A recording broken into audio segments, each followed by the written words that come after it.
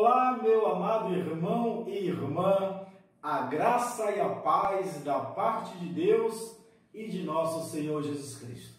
Eu quero chamar a sua atenção neste momento para o texto que está registrado na Palavra de Deus, no Evangelho segundo São Lucas, capítulo 13, versículo 10, 11, 12 e 13. São Lucas, capítulo 13, do versículo 10 ao 13, que diz assim: Ora, ensinava Jesus no sábado, numa das sinagogas, e veio ali uma mulher possessa de um espírito de enfermidade, havia já 18 anos. Andava ela encurvada, sem de modo algum poder endireitar-se. Vendo a Jesus, chamou-a e disse: Mulher, lhe está livre das tuas enfermidades. E impondo-lhe as mãos, ela imediatamente se endireitou e dava glórias a Deus. Aleluia. Irmãos, passagem das mais lindas do Santo Evangelho de nosso Senhor Jesus Cristo. Passagem essa que conta um dos milagres de Jesus. Milagre este, amados, que contrariou todos os princípios religiosos e todas as tradições da sua época, mostrando assim a preocupação de Jesus com a pessoa humana.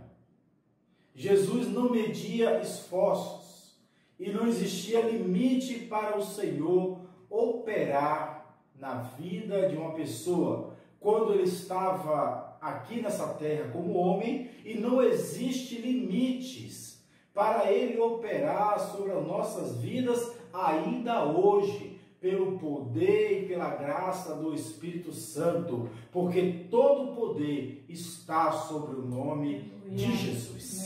Aleluia. Amados, a Bíblia conta a história da cura desta mulher. Não diz o nome, não diz da onde ela veio, não diz muitos detalhes sobre a vida daquela mulher.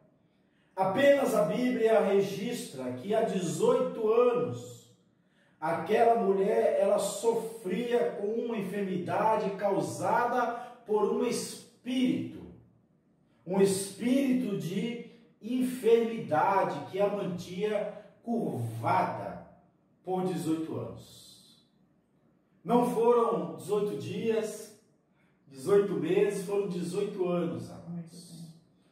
E o que me chama a atenção é que, apesar daquela mulher estar possessa por um demônio, por um espírito de enfermidade, sendo acometida por quase 2 décadas, ela estava no templo. Jesus não a encontrou na rua, Jesus não a encontrou em qualquer outro lugar, ela estava em uma sinagoga. Sinagoga, queridos, na verdade era diferente do templo. O templo de Jerusalém era o lugar oficial de adoração, aonde ficavam os sacerdotes, e ali era levado então os animais para serem sacrificados. As sinagogas eram casas separadas para oração, para o estudo da palavra, aonde era ensinado todos os sábados a palavra de Deus, o Torá, né, a palavra a qual os judeus eles buscavam conhecer o Senhor. E naquele lugar, queridos, um lugar de adoração, um lugar de oração, um lugar de estudo da palavra, estava aquela mulher, todo sábado. Porém, há 18 anos, sendo escravizada por um espírito de enfermidade que a mantinha encurvada. O que isso nos diz, amados? Será que o simples fato de uma pessoa ir a uma igreja, será que o simples fato de uma pessoa todo domingo estar na missa, ou todo domingo estar no culto, será que o simples fato de uma pessoa entrar em uma igreja e comungar da Eucaristia, ou levantar as mãos dentro do templo e cantar e fazer orações, será que isso significa que essa pessoa está verdadeiramente liberta? Quantas pessoas, queridos, nós conhecemos dentro das igrejas, mas que vivem uma vida de total vergonha e de escândalo diante da sociedade, envergonhando o nome do Senhor. Pelo simples fato desta mulher estar dentro da sinagoga todo sábado, não significava que ela estava liberta. Ela entrava naquele lugar todo sábado, ouvia os ensinamentos, participava das orações, mas existia um demônio que fazia com a qual andasse encurvada durante 18 anos.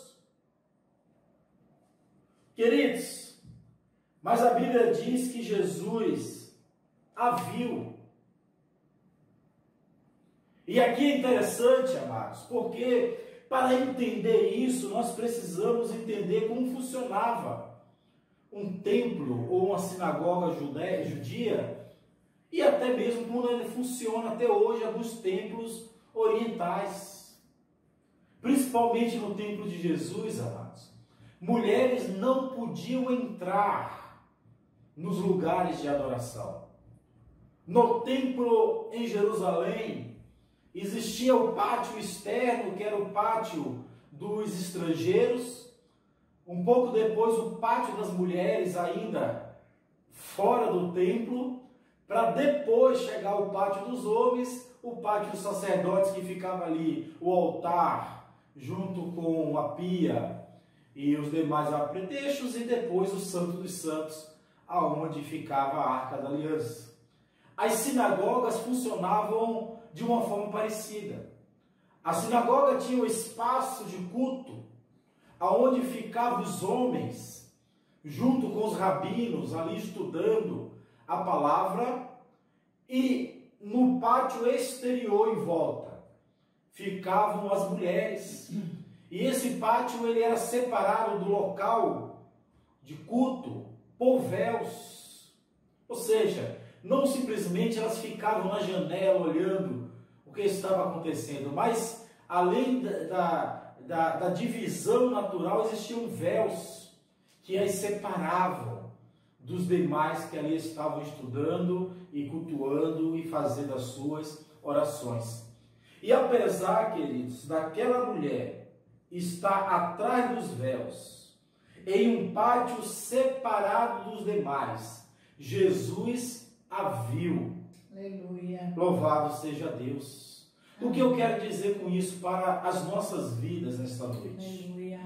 Não importa como você está, não importa nem aonde você está, Jesus, ele já te viu. Aleluia. Como na última quarta-feira que eu preguei, que Zaqueu subiu naquela árvore e Jesus o viu.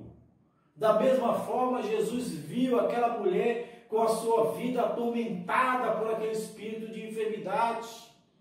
Ela estava do lado de fora, coberta por véus, e mesmo assim, Jesus a viu na sua necessidade, Amados, Jesus, ele já viu a sua vida, ele já olhou, ele conhece a sua necessidade, ele sabe o que você precisa, ele sabe daquilo que você necessita. Coloca a sua causa, coloca a sua ansiedade, coloca a sua vida nas mãos do Senhor. Ele conhece toda a sua vida. Louvado seja Deus. Amém, Jesus. Mas um fato, amados, sobre aquele acontecimento, Jesus chama aquela mulher, a curou, porém, Jesus fez tudo isso em um sábado. E para os judeus, na sua lei, o sábado era um dia de adoração. O judeu não poderia fazer nada naquele dia que não fosse ir à sinagoga ou ao templo e se dedicar às orações, ao estudo. Era o dia que eles guardavam para descansar e para adorar. Porém, Jesus, queridos, como ele mesmo expressou e nós conhecemos através da sua palavra, ele não veio revogar a lei, ele veio cumprir.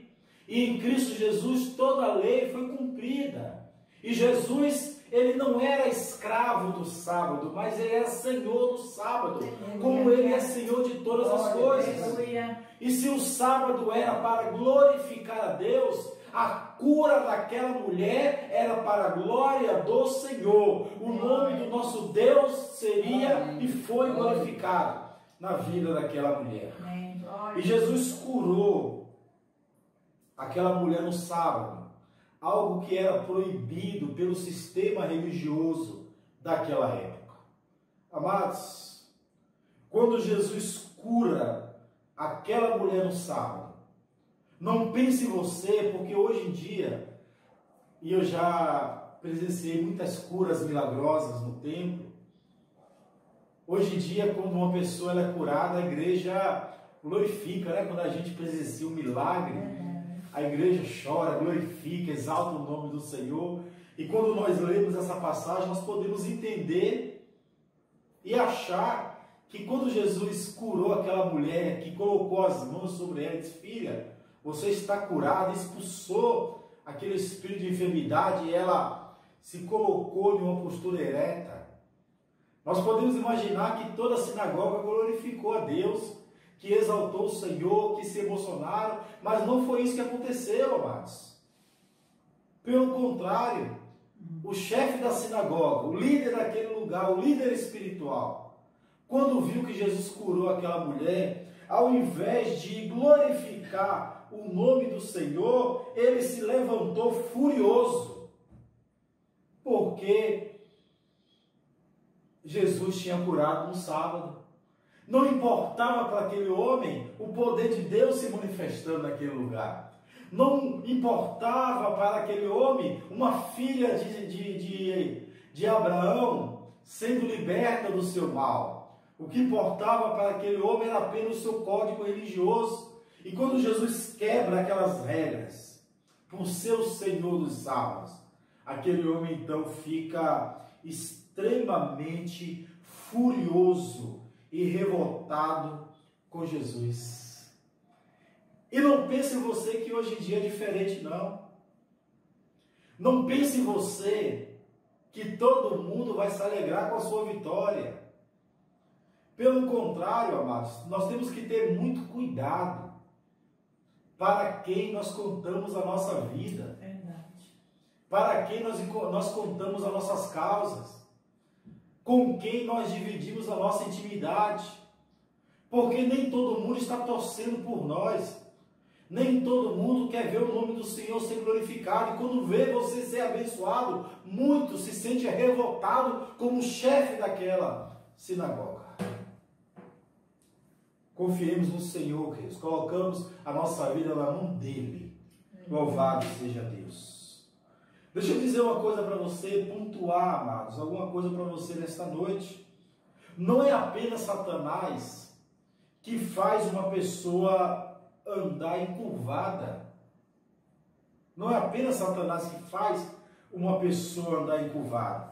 Algumas pessoas, amados, andam encurvadas ainda hoje, por alguns motivos. E o primeiro motivo que eu vou te mostrar aqui está em Salmo 38, versículo 6. Salmo 38, no versículo 6. Aleluia, diz assim, Salmo 38, 6. Sinto-me encurvado e sobremodo abatido, ando de luto o dia todo. Queridos, este é o Salmo de Davi, quando ele se arrependeu do seu pecado. E ali ele disse: eu ando encurvado todos os dias. O pecado, amados, ele faz o homem andar encurvado. Encurvado diante da sua consciência. Encurvado de vergonha diante da santidade de Deus. O pecado é um fardo muito pesado para o homem carregar. Por isso a Bíblia diz que aquele que confessa os seus pecados e deixa, alcança misericórdia da parte de Deus. Mas aquele que esconde o seu pecado, ele é corroído como uma greguena. O pecado faz o homem andar encurvado. Segunda coisa que nos faz andar encurvados, queridos, Salmo de número 42, versículo 5. Salmo 42, versículo 5, diz assim: porque estás abatida, ó minha alma, porque te perturbas dentro de mim? Espere em Deus, pois ainda o louvarei. A Ele, meu auxílio e Deus meu. Amados, a tristeza está encurvada. Triste é, amados, uma pessoa que se deixa vencer pelas suas batalhas. Queridos, o Senhor Jesus Cristo disse: eu te dou a minha paz, e a minha paz eu vos dou. Não se deixe vencer pela tristeza, não se deixe vencer pela luta do dia a dia, não deixe que Satanás traga ao seu coração amargura, dizendo que você é derrotado. Esteja em Cristo, pois a palavra diz que no Senhor nós somos mais do que vencedores.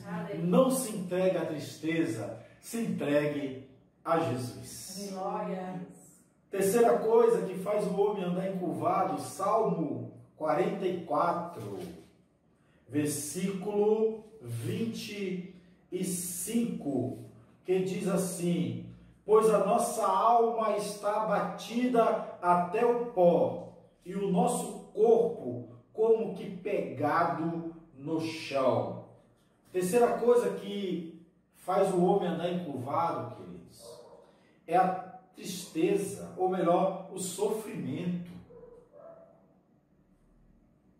O sofrimento, ele faz o homem, queridos, andar encurvado, abatido. O salmista diz aqui: a minha alma está abatida, e está como se estivesse pegada no chão.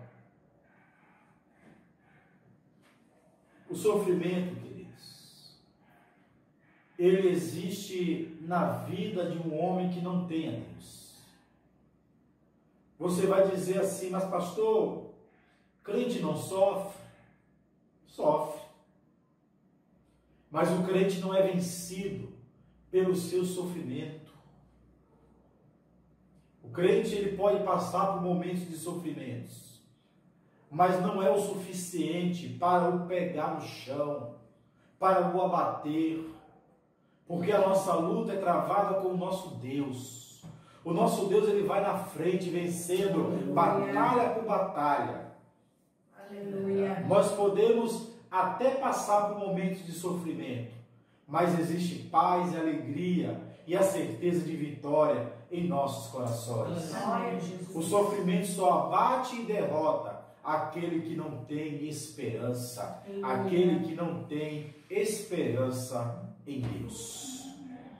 Queridos, entre outros motivos que podem fazer este efeito do homem andar encurvado, abatido, entristecido, através do pecado, do sofrimento, da amargura, seja lá o que for, que de repente fez você andar encurvado, e aqui eu falo agora moralmente ou espiritualmente, eu quero dizer para você que só Jesus, ele pode libertar do seu cativeiro.